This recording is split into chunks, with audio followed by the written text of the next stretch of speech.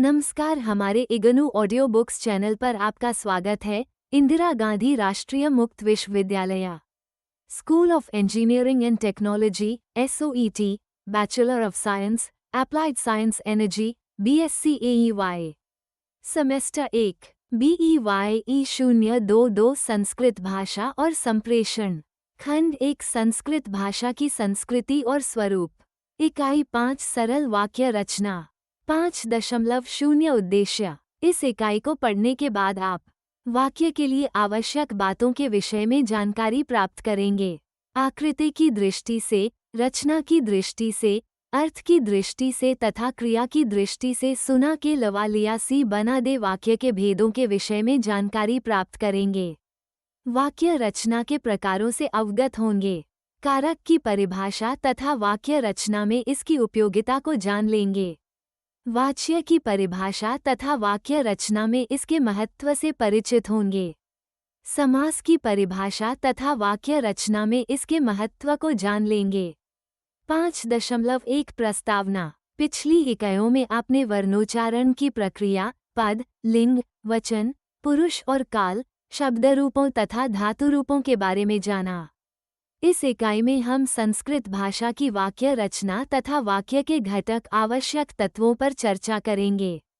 वाक्य न तो कोई भौतिक विषय है और न ही कोई भौतिक वस्तु, अपितु व्याकरणों तथा कोश रचयिताओं ने पूर्ण अर्थ की प्रतीति कराने वाले शब्द समूह को वाक्य कहा है।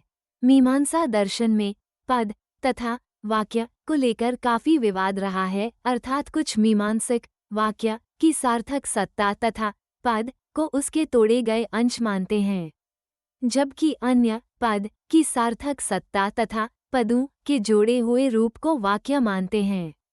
अस्तु, इस पर आगे की पंक्तियों में सविस्तार चर्चा करेंगे। भारतीय आचार्यों ने वाक्य की परिभाषा पर विचार करते हुए 5 बातें आवश्यक बताई हैं, जो इस प्रकार हैं: सार्थकता, योग्यता, आकांक्षा, आसक्ति अथवा सन्निधि तथा अन्वेति। वाक्य के 2 अंग होते हैं: उद्देश्य अर्थात वाक्य का वह अंश जिसके विषय में वाक्य में कुछ सूचना दी गई, तथा विधेय अर्थात वाक्य का वो अंश जो उद्देश्य के विषय में कुछ सूचना दे। वाक्य कई प्रकार के होते हैं।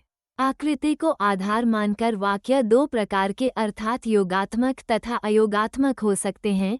वाक्य की संरचना के आधार पर वाक्य 4 प्रकार के अर्थात सरल वाक्य, संयुक्त वाक्य, संश्लिष्ट वाक्य तथा मिश्र वाक्य हो सकते हैं। अर्थ के आधार पर वाक्य 7 प्रकार के अर्थात विधानार्थक, निषेधार्थक, आज्ञार्थक, प्रश्नार्थक, विस्मयार्थक, संदेहार्थक तथा इच्छार्थक हो सकते हैं। क्रिया की विद्यमानता की दृष्टि से वाक्य 2 प्रकार के अर्थात क्रियायुक्त वाक्य तथा क्रियाविहीन वाक्य हो सकते हैं। योजक चिन्ह डॉट। वाक्य रचना 2 प्रकार की हो सकती है, जैसे पूर्ण वाक्यात्मक रचना, अपूर्ण वाक्यात्मक रचना। ये प्रत्येक पुनः 2 प्रकार की हो सकती है: अंतः केंद्रिक रचना, बहिः केंद्रिक रचना। अंतः केंद्रिक रचना भी 2 प्रकार की होती है, अर्थात आश्रितवर्ग अंतः केंद्रिक वाक्य रचना तथा सर्वांगी अंतः केंद्रिक वाक्य रचना। वाक्य विन्यास में 3 बातें प्रमुख हैं, अर्थात पदों का परस्पर समन्वय, कारक तथा पदों का क्रम। संस्कृत की विभक्ति प्रधान भाषा होने के कारण उसमें पदों का परस्पर संबंध विभक्तियों से निर्धारित होता है। संस्कृत व्याकरण में वाक्य विन्यास के संदर्भ में कारक प्रकरण पर विशेष विचार हुआ है। वस्तुतः कारक क्रिया की निष्पत्ति में लगी हुई द्रव्य शक्ति है। इसी का दूसरा नाम साधन है। ये शक्ति मूल रूप में एक है और वह है कर्तृत्व शक्ति, और यही शक्ति अवान्तर व्यापार की विवक्षा से कर्ता, कर्म, करण, संप्रदान, अपादान तथा अधिकरण इन 6 रूपों में प्रकाशित होती है। वाच्यता की दृष्टि से वाक्य 3 प्रकार के होते हैं, अर्थात कर्तृवाच्य वाक्य, कर्मवाच्य वाक्य तथा भावाच्य वाक्य। एक वाक्य में एक ही क्रिया होती है, जबकि उस क्रिया के कई संबंधी होते हैं। कहने का अभिप्राय यह है कि वाक्य में प्रत्येक शब्द अपनी विभक्ति के माध्यम से अपना संबंध प्रकट करता है। इन शब्दों में से कोई शब्द अर्थ की दृष्टि से किसी शब्द के निकट होता है और कालांतर में वे आपस में मिल जाते हैं। वाक्य में शब्दों के इस प्रकार मिल जाने को समास कहते हैं। समास की दो अवस्थाएं हो सकती हैं। 1. प्रथमा भिन्न विभक्ति वाले पूर्ववर्ती पद का प्रथमा विभक्ति वाले परवर्ती पद से समास तथा 2. प्रथमा विभक्ति वाले पूर्ववर्ती पद का प्रथमा विभक्ति वाले परवर्ती पद से समास। आगे की पंक्तियों में इन सभी बातों पर यथाक्रम सविस्तार विवेचन प्रस्तुत किया जा रहा है। इस इकाई का मुख्य शीर्षक है सरल वाक्य रचना, कारक, वाच्य तथा समास वाक्य के अपेक्षित अवयव हैं। अतः इन तीनों पर विचार करने से पूर्व वाक्य की परिभाषा तथा वाक्य संरचना पर चर्चा करना आवश्यक है। 5. वाक्य की परिभाषा तथा स्वरूप। लोक व्यवहार में भाव की स्पष्ट प्रतीति वाक्य से होती है। वाक्य का स्वरूप क्या है, इस विषय पर विचार विमर्श सुदूरभूत में ही आरंभ हो गया था। पाणिनि ने यद्यपि अष्टाध्यायी में वाक्य की परिभाषा के विषय में कोई उल्लेख नहीं किया है, परंतु वाक्य से संबद्ध कार्य विधान का अवश्य वर्णन किया है। परंतु इस कार्य की पूर्ति वार्तिककार कात्यायन ने की है। उन्होंने पाणिनि के सूत्रों पर वार्तिक लिखकर वाक्य का सरल रूप प्रस्तुत किया। यूरोप में इस दृष्टि से प्रथम प्रयास थैंक्स का है, जिनका समय प्रथम शती ई 0 माना जाता है।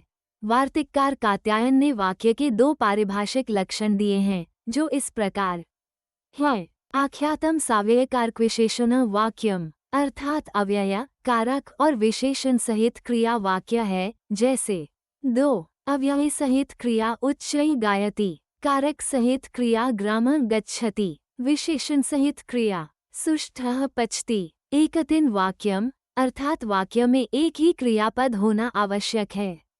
इस दृष्टि से एक से अधिक क्रियायुक्त वाक्यों को वाक्य नहीं माना जा सकता है। वाक्य को प्रायः लोग पूर्ण अर्थ की प्रतीति कराने वाले शब्दों का समूह मानते हैं। वस्तुतः भाषा में या बोलने में वाक्य ही प्रधान है। हमारा सोचना, समझना, बोलना तथा किसी भाव या अर्थ को हृदयंगम करना, सभी कुछ वाक्य में ही होता है। अतः इस दृष्टि से वाक्य स्वयं में एक पूर्ण इकाई है तथा पद या शब्द वाक्य के तोड़े गए अंश हैं। पद तथा वाक्य को लेकर भारतीय मीमांसकों में विवाद रहा है। अन्विताभिधानवाद अनुसार वाक्य की ही सार्थक सत्ता है तथा पद अथवा शब्द उसके तोड़े हुए अंश हैं, जबकि अभिहितान्वयवाद के अनुसार पद की सार्थक सत्ता है तथा पदों का जोड़ा हुआ रूप वाक्य है। वाक्यपदीयकार भर्तृहरि ने भी वाक्य की सत्ता को ही वास्तविक कहा है तथा उनका यह मत आधुनिक भाषा विज्ञान जगत को मान्य है। वस्तुतः वाक्य भाषा की सहज इकाई है। वाक्य अपने आप में अविच्छिन्न तथा पूर्ण होता है। वाक्य के अव्यवहित स्वरूप को स्पष्ट करने के लिए संस्कृत व्याकरणों ने चित्रबुद्धि आदि रूपकों का आश्रय लिया है। चित्रबुद्धि से तात्पर्य है जिस प्रकार सर्वप्रथम चित्र हमारे सामने पूर्ण रूप में रहता है, एतदुपरांत उसके भिन्न भिन्न भागों में हमारी दृष्टि जाती है, उसी प्रकार वाक्य भी अपने आप में पूर्ण है, निराकारश तथा अव्यवहित है। उसे समझने के लिए हम उसे पदों तथा पदों को समझने के लिए प्रकृति, प्रत्यय, धातु तथा प्रत्यय के विभाग का आश्रय लेते हैं, परंतु अर्थ की दृष्टि से अध्ययन करने पर यह बात भी स्पष्ट हो जाती है कि वाक्य को पूर्णतः पूर्ण नहीं कहा जा सकता है, अपितु वाक्य पूर्ण भाव का खंड मात्र होता है, क्योंकि मानव मन में भावों की एक अविच्छिन्न धारा बहती रहती है और बीच में उभरने वाले छोटे मोटे भाव उस अविच्छिन्न धारा की लहरें मात्र हैं। अपने किसी एक भाव को व्यक्त करने के लिए प्रायः कई वाक्यों का सहारा लेना पड़ता है। अतः इस दृष्टि से कहा जा सकता है कि वाक्य अपने में पूर्ण होने पर भी अर्थ की दृष्टि से एक विचार अथवा भाव का खंड मात्र है। अतः इन सभी बातों पर विचार करने के उपरांत भाषा वैज्ञानिकों ने वाक्य की परिभाषा कुछ इस प्रकार दी है। वाक्य भाषा की वह सहज इकाई है जिसमें एक या अधिक शब्द, पद होते हैं तथा जो अर्थ की दृष्टि से पूर्ण हो या अपूर्ण, व्याकरणिक दृष्टि से अपने विशिष्ट संदर्भ में अवश्य पूर्ण होता है। साथ ही उसमें प्रत्यक्ष या परोक्ष रूप से कम एक क्रिया अवश्य होती है। डा. भोलानाथ तिवारी भाषा विज्ञान प्री 0208। वाक्य की परिभाषा तथा स्वरूप पर विचार करते हुए भारतीय आचार्यों, जिनमें विश्वनाथ का नाम उल्लेखनीय है, ने वाक्य के लिए अधोवर्णित बातें आवश्यक मानी हैं।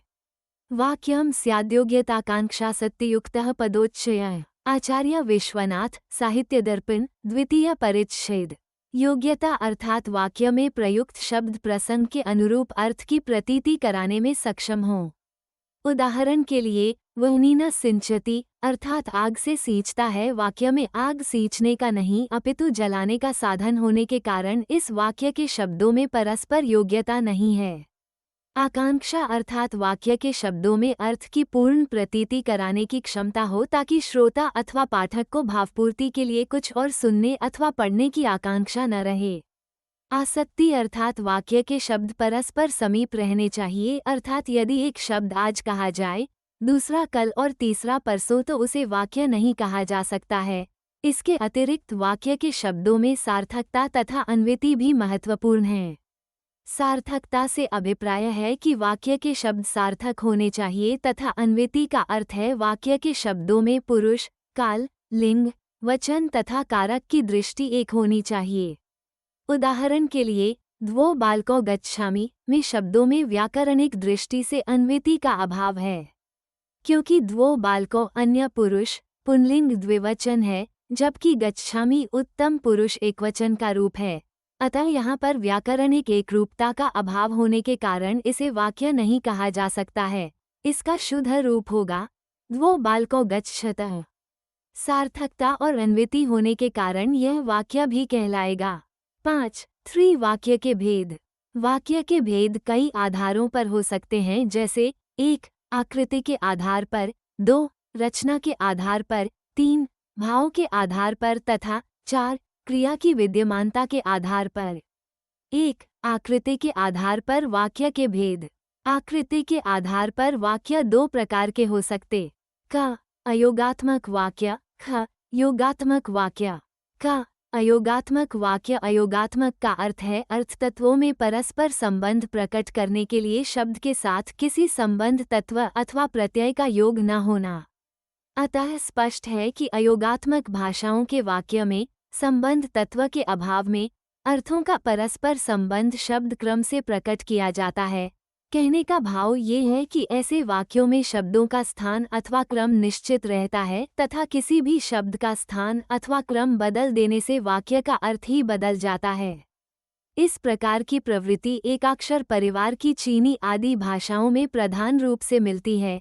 इसके अतिरिक्त भारोपीय परिवार की संस्कृत, ग्रीक आदि से विकसित आधुनिक भारतीय भाषाओं तथा अंग्रेजी में भी यह प्रकृति दिखाई देती है।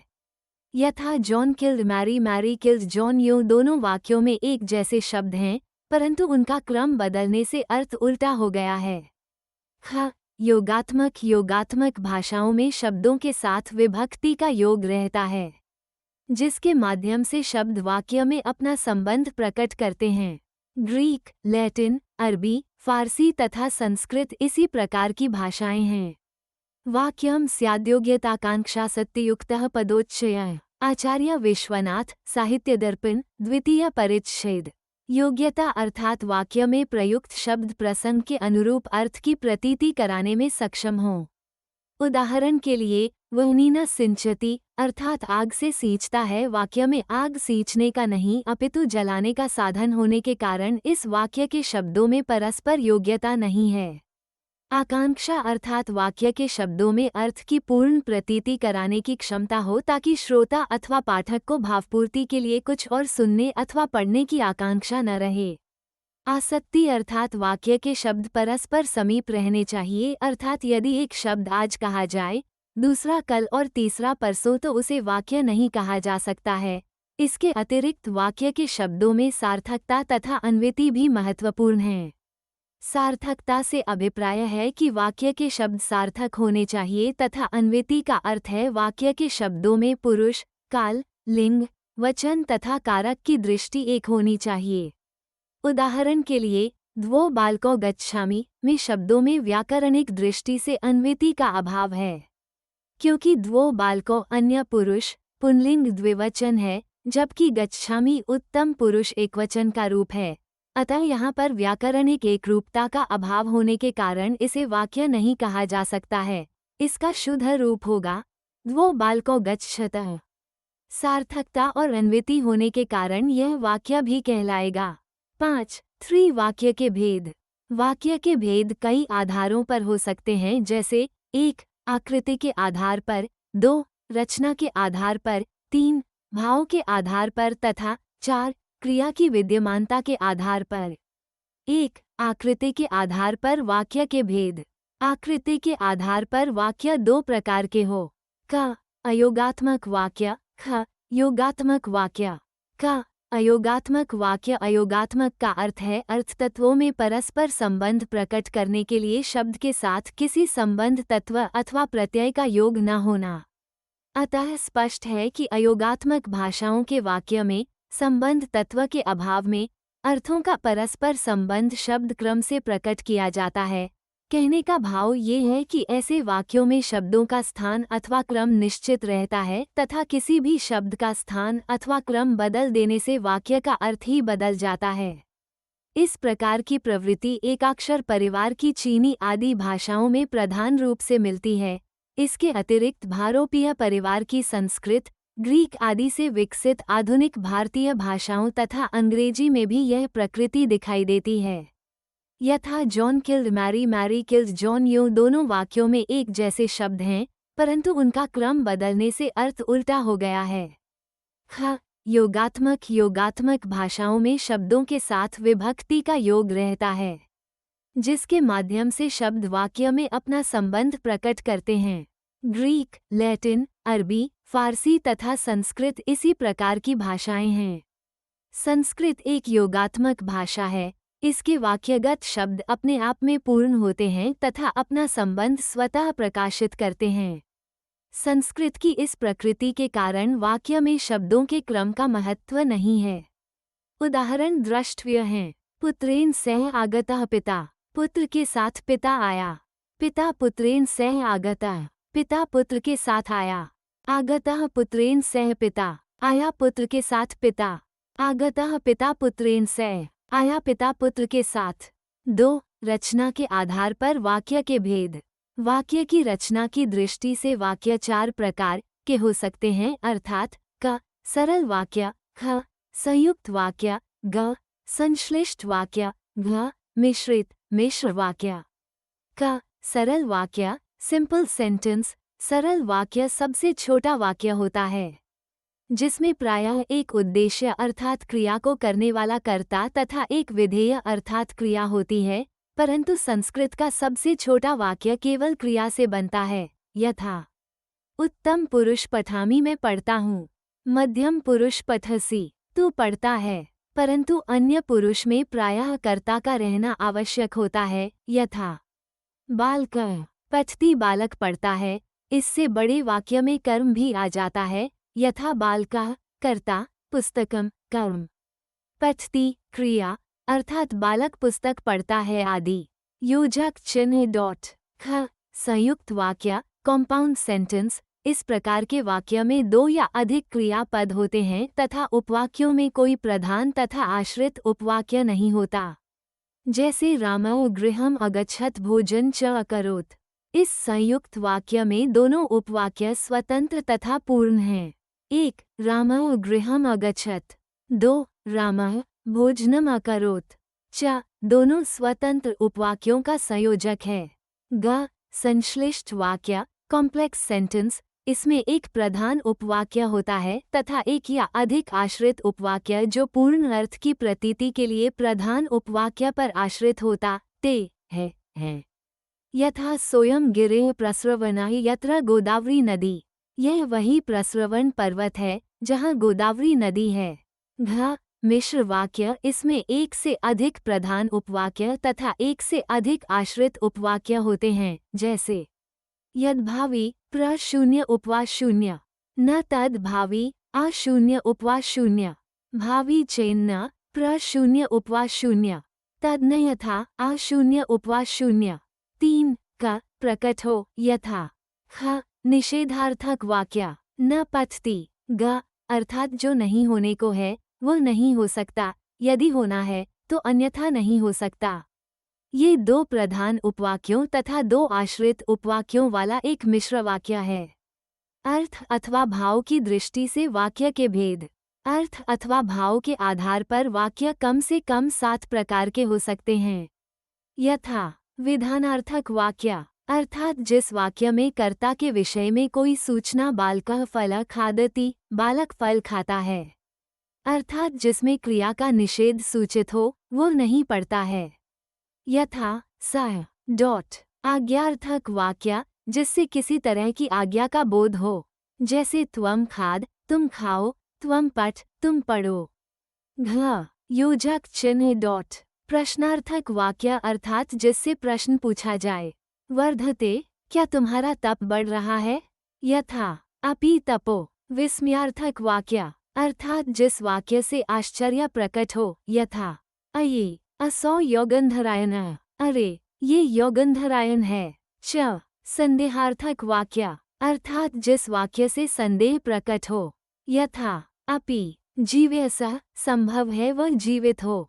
श इच्छार्थक वाक्य अर्थात जिस वाक्य से इच्छा ज्ञापित हो। यथा जीवैम शरदः शतम् हम 100 वर्ष तक जिएं। क्रिया की विद्यमानता के आधार पर वाक्य के भेद क्रिया की विद्यमानता की दृष्टि से संस्कृत में वाक्य दो प्रकार के अर्थात क्रियायुक्त वाक्य तथा क्रियाविहीन वाक्य प्रयुक्त होते हैं। परंतु इस बात का ध्यान रहे कि संस्कृत में क्रियाविहीन वाक्य की प्रवृत्ति कुछ सीमित कालों में ही मिलती है। क्रियाविहीन वाक्य गौः पूज्या इक्वल्स गाय पूजनीया है। अये स्त्रीजनः अरे स्त्रियां हैं। डॉट क्रियायुक्त वाक्य उन्नत पयोधरं वीक्ष्य यदि गच्छति तद गच्छ इक्वल्स ऊंचे बादलों को देखकर भी यदि जाते हो तो जाओ। 5.4 वाक्य रचना के प्रकार। वाक्य की रचना पदों से होती है। पद किसे कहते हैं? पहले इस विषय पर चर्चा करते हैं। बोलने अथवा लिखने में वाक्य में शब्द के जिस रूप का प्रयोग होता है उसे पद कहते हैं। दूसरे शब्दों में कह सकते हैं कि पद शब्द और प्रत्यय सुप अथवा तिद के योग से बनता है। संस्कृत वाक्य रचना में पदान्वय महत्वपूर्ण है। पदान्वय का अर्थ है रचना में पदों में परस्पर व्याकरणिक अनुरूपता। यह व्याकरणिक अनुरूपता कर्ता क्रिया, कर्म क्रिया, विशेषण विशेष्य में विभिन्न व्याकरणिक कोटियों जैसे लिंग, वचन, कारक, क्रिया के काल तथा पुरुष की दृष्टि से होती है। स्मरण रहे कि संस्कृत भाषा में कर्ता क्रिया में लिंग का अन्वय नहीं है। यथा बालकः पठति बालक पढ़ता है, बालिका पठति बालिका पढ़ती है। वाक्य रचना 4 प्रकार की होती है। आई पूर्ण वाक्यात्मक, ई अपूर्ण वाक्यात्मक, ई अंतः केंद्रिक, इव बहिः केंद्रिक। आई यथा महेशः सुरेश कि त्वं ग्रीष्मावकाशे जयपुर गमिष्यसि। ख सुरेशः अम महेश। इन उदाहरणों में क पूर्ण वाक्यात्मक रचना का उदाहरण है तथा ख अपूर्ण वाक्यात्मक रचना का। ई अतः एक शब्द पूरी रचना के स्थान पर आ सकता है, जबकि बहिकेंद्रिक रचना में सभी पद महत्वपूर्ण होते हैं। यथा क श्वेतः अश्वः धावति सफेद घोड़ा दौड़ता है। इस रचना में श्वेतः को छोड़कर यदि केवल अश्वः धावति कहें तो वाक्य के स्तर पर कोई अंतर नहीं होगा। जबकि ख अश्वाः धावन्ति घोड़े दौड़ते हैं, इस रचना में न तो केवल अश्वाः पद का कार्य कर सकता है और न आस टी। इसी प्रकार धावन्ति में भी धाव तथा अंति दोनों का प्रयोग आवश्यक है। अतः क अंतः केंद्रिक रचना का उदाहरण है तथा ख बहिः केंद्रिक रचना का। 5.5 अर्थ और वाक्य की परिभाषा एवं स्वरूप शीर्षक के अंतर्गत आप पढ़ चुके हैं कि वाक्य की ही सार्थक सत्ता है। व्याकरणिक दृष्टि से वाक्य अपने आप में पूर्ण है तथा इसमें अवयव अथवा खंडों की कल्पना बाद में की जाती है। वाक्य को समझने के लिए हम उसे पदों में तथा पदों को प्रकृति प्रत्यय में विभक्त करते हैं। इस दृष्टि से यह बात स्पष्ट हो जाती है कि पूर्ण अर्थ की प्रतीति वाक्य से होती है, मात्र शब्द अथवा वर्ण से नहीं। इस दृष्टि से विचार करने पर कहा जा सकता है कि अर्थ की दृष्टि से वाक्य पूरे भाव का एक खंड है, किंतु इसका ये तात्पर्य कदापि नहीं है कि वाक्य में अर्थ की पूर्णता हो ही नहीं सकती है। उदाहरण के लिए निम्नलिखित वाक्यों को देख लीजिए जो पूर्ण अर्थ के द्योतक हैं। क उद्यमेन हि सिद्ध्यन्ति कार्याणि न मनोरथ है। ख शुष्कवृक्षाश्च मूर्खाश्च न नमन्ति कदाचन। शुष्क वृक्ष तथा मूर्ख पुरुष कभी नम्र नहीं बनते हैं। इसी प्रकार अर्थ की पूर्णता वाक्य में नहीं भी हो सकती है। यथा सह अपि तेन सह तत्र आगच्छत, वह भी उसके साथ वहां आ गया। नोट: इस वाक्य का अर्थ समझने के लिए पूर्व प्रसंग से अवगत होना आवश्यक है। 5.6 कारक, वाच्य तथा समास का परिचय तथा संस्कृत वाक्य रचना में इन तीनों की उपादेयता। 5.6.1 कारक परिचय। संस्कृत वाक्य रचना में दो बातें प्रमुख हैं। 1. पदों का परस्पर समन्वय। 2. कारक। संस्कृत विभक्ति प्रधान भाषा है, अतः उसमें पदों का परस्पर संबंध विभक्तियों से निर्धारित होता है। इस प्रकार वाक्य में पदों का क्रम निश्चित नहीं होता है। कहने का भाव ये है कि संस्कृत वाक्य रचना में पदक्रम का कोई महत्व नहीं है, अतः पदों के क्रम में परिवर्तन कर देने से पदों के अर्थों में परिवर्तन नहीं होता है। यद्यपि पदों का क्रम महत्व नहीं रखता, परंतु इस बात का ध्यान रहे कि संस्कृत के विभक्ति प्रधान भाषा होने के कारण पदों के व्याकरणिक समन्वय के विषय में स्वच्छंदता नहीं बरती जा सकती। पदों के परस्पर समन्वय से तात्पर्य है वाक्य में पदों के लिंग, वचन, पुरुष तथा काल की समरूपता। संस्कृत व्याकरण में वाक्य विन्यास के संदर्भ में कारकों पर विशेष विचार हुआ है। प्रश्न उत्पन्न होता है कि कारक क्या है? वाक्य में क्रिया तथा क्रिया के साधक अथवा करने वाले के बीच में जो संबंध हो उसे कारक कहते हैं। दूसरे शब्दों में कारक क्रिया की निष्पत्ति में लगी हुई कर्तृत्व शक्ति है जो अवान्तर व्यापार की विवक्षा से कर्ता से कर्म, करण, संप्रदान, अपादान तथा अधिकरण नाम प्राप्त कर इन 6 रूपों में प्रकाशित होती है। कारक का शाब्दिक अर्थ है करने वाला। प्रश्न उत्पन्न होता है क्या करने वाला? इसका उत्तर होगा करोति, अर्थात क्रिया निर्वर्तयति क्रिया को संपन्न करता है। इस दृष्टि से कारक का क्रिया के साथ अन्वय होता है। उद्धरण चिन्ह योजक चिन्ह। कर्ता क्रिया के इन संबंधियों में कर्ता ही ऐसा संबंधी है जिसके बिना वाक्य की कल्पना नहीं हो सकती। कर्ता की प्रधानता इसलिए मानी जाती है कि करण आदि की प्रवृत्ति एवं निवृत्ति उसी के अधीन होती है। कर्ता को व्यक्त करने के लिए इसके साथ कर्तृवाच्य वाक्य में प्रथमा विभक्ति का प्रयोग होता है तथा कर्मवाच्य या भावाच्य वाक्य में तृतीया विभक्ति का। यथा कर्तृ शून्य बालकः पठति, कर्म शून्य बालकेन पठ्यते। कर्म कर्ता अपनी क्रिया से जिस पदार्थ को सर्वाधिक प्राप्त करने की इच्छा करता है उस पदार्थ की कर्म संज्ञा होती है। यथा रमा ओदन पचती। इस वाक्य में रमा पाक 5 क्रिया के द्वारा ओडन अर्थात भात पकाने की इच्छुक है, अतः ओडन की कर्म संज्ञा हुई है। कर्तृवाच्य वाक्य में कर्म में द्वितीया विभक्ति तथा कर्मवाच्य वाक्य में प्रथमा विभक्ति का प्रयोग होता है। यथा विवरण के लिए स्क्रीन को देखें। इसके अतिरिक्त क्रिया के कारणवाची, उद्देश्यवाची, प्रयोजनवाची, विकृत अंगवाची, क्रिया समाप्ति के कालवाची शब्दों के साथ भी तृतीया विभक्ति का प्रयोग होता है। यथा तेन अपराधेन म दंडयसि। इस अपराध के लिए मुझे दंडी करते हो। सह अध्ययनन अत्र वसति। वो अध्ययन के उद्देश्य से यहाँ रहता है। किन तथा क्रियते धेन्वा या न सूते न दुग्धदा। ऐसी गाय रखने से क्या प्रयोजन जो ने बच्चा पैदा करती है और दूध न देता है। सह अक्षना काना। वो आँख से काना है। तेन 12 विषय व्याकरणम अधीतम। उसने 12 वर्षों में व्याकरण पढ़ा। इसी प्रकार वाक्य में कृतम अलम शब्दों के नकारात्मक काल्पनिक अर्थ में तृतीया विभक्ति का प्रयोग होता है। यथा अलम श्रमेन परिश्रम न करें। कृत संदेहन संदेह न करें। रहित, सहित तथा सदृश अर्थ वाले शब्दों के योग में भी तृतीया विभक्ति का प्रयोग होता है। यथा विद्याहीन विद्या से रहित अथवा हीन। विभक्ति अनंत सदृशों इसके समान अथवा जैसे। संप्रदान क्रिया के कर्मकर्ता से जिसका अभिप्राय सिद्ध किया जाए वो संप्रदान कारक होता है। कर्मणा यम विप्रति स संप्रदानम। Panini the 1 April 32।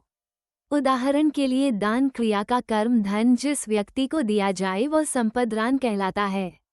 संप्रदान कारक में चतुर्थी विभक्ति का प्रयोग होता है।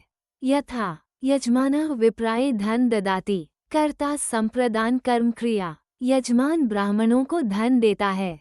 रुच, क्रोध, द्रोह, ईर्ष्या, असूया आदि अर्थों वाली क्रियाओं के प्रयोग होने पर जिसे कोई वस्तु अच्छी लगे अथवा जो क्रोध, ईर्ष्या आदि का भागी हो वह संप्रदान कारक होता है।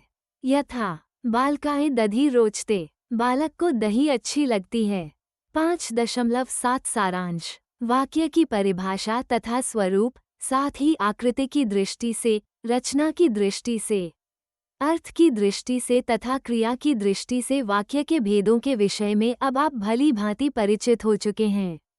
वाक्य रचना के प्रकारों से आप भली भांति परिचित हो चुके हैं।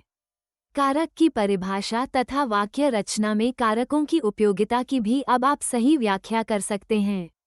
वाच्य की परिभाषा तथा वाक्य रचना में इसके महत्व आदि से अब आप परिचित हो चुके हैं। समास तथा वाक्य रचना में इसके महत्व से भी अब आप भली भांति परिचित हो चुके हैं। धन्यवाद। मिलते हैं अगले वीडियो में अगले पाठ के साथ।